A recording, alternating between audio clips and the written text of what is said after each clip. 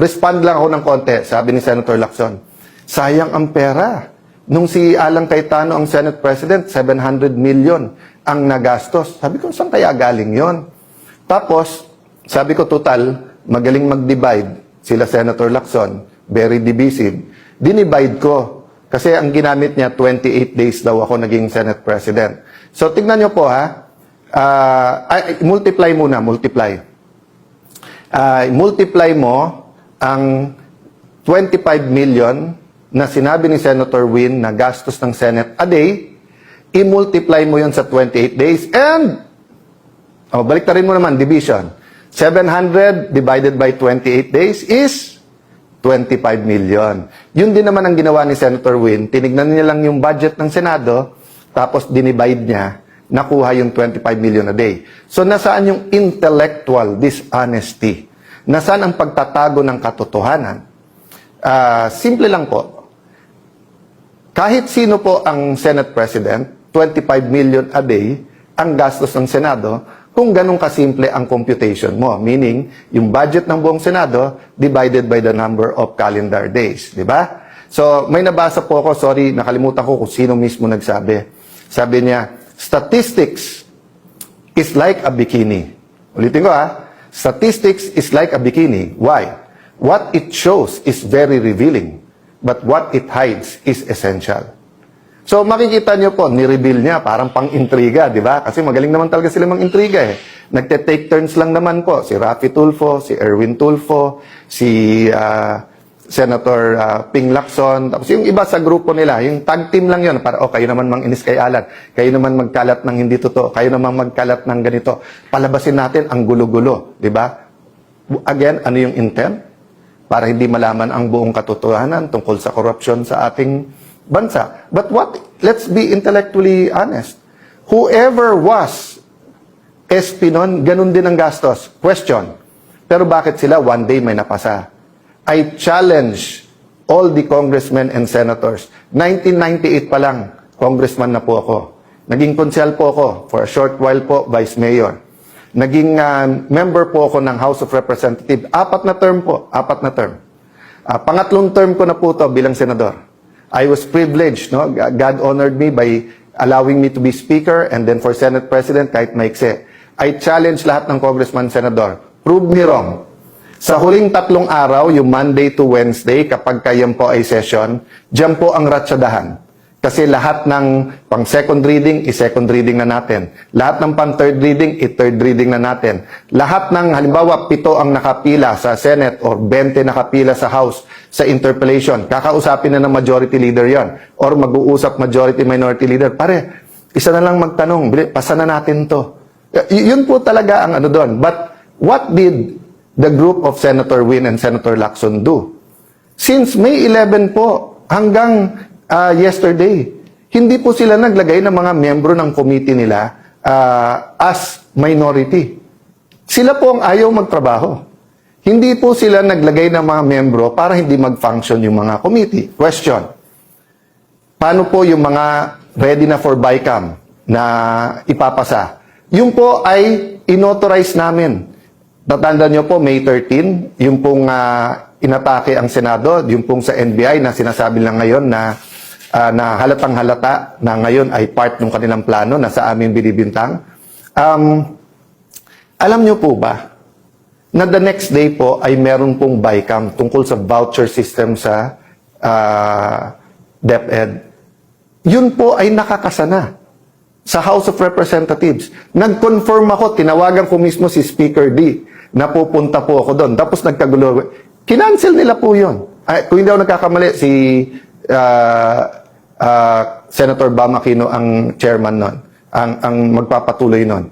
Meron, napakarami pong hearing. Yung hearing si Senator Pia, tinuloy. Yung kay Senator Pangilinan, nagtanong naman siya sa floor, pero sunod-sunod na batiko sa iba't ibang mga pahayagan at online, kawawa daw yung farmers, dumating po sa Senate, tapos pagkatapos hindi pinakinggan. Kawawa po talaga kasi nagamit sila.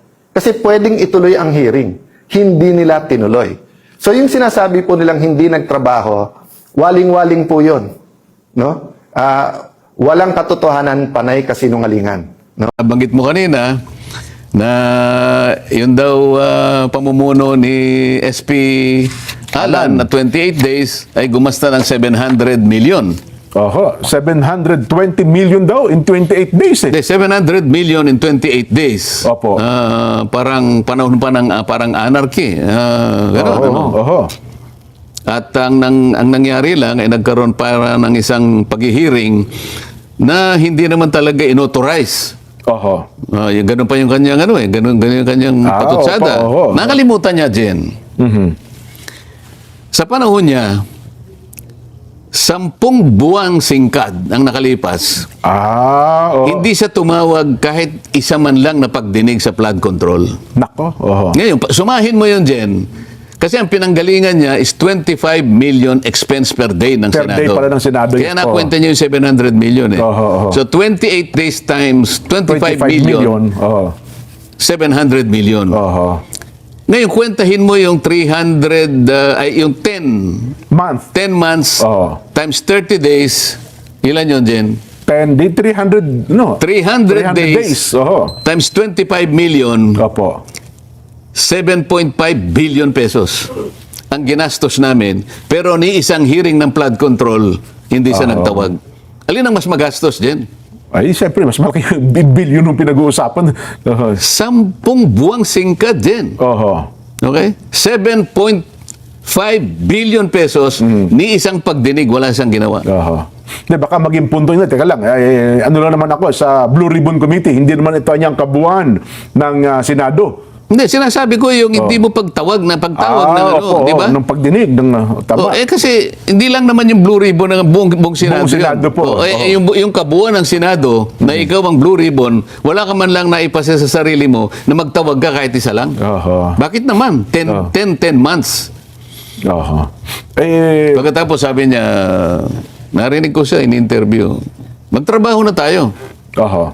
Sana naman kanya, yung minority, makipag-cooperate na. Pwede ko bang marinig mula sa kanya nasabihin niya ang mga pangungusap na ganito? Ngayon pong natapos na po ang aming power struggle. Yan, opo. Ako po'y naniniwala na ganap na po kaming makakapagtrabaho ng maayos. At ang unang-una ko pong ipagpipilitan kung sino man po ang chairman ng Blue Ribbon Committee. Dito talaga, opo. Kailangang magpasya na sila. Gumawa ng isang schedule.